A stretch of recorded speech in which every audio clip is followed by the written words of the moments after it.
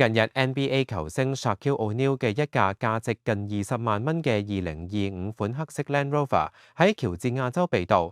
呢架車係為佢7尺1寸嘅身材定製㗎。據悉 ，O'Neal 從河濱縣嘅 Effortless Motors 汽車公司購買咗呢架價值18萬蚊嘅 Land Rover， 並支付額外費用進行定製。當汽車公司老闆阿麥阿德拉罕得知 Land Rover 未能夠按時抵達 Baton Rouge， 佢聯繫咗運輸公司，並且被告知該公司遭到黑客攻擊，未收到 Effortless Motors 嘅運輸訂單，懷疑黑客攔截咗訂單，盜走咗 O'Neal 嘅定製車。調查人員認為佢被帶到咗 Atlanta 地區，警方話已經確定幾名嫌疑人，並且執行咗多項搜查令。Abdurrahman 同 Effortless Motors 已經提供1萬蚊嘅獎勵，懸賞信息，以便安全揾返呢架 Land Rover。天下衛視記者編輯報導。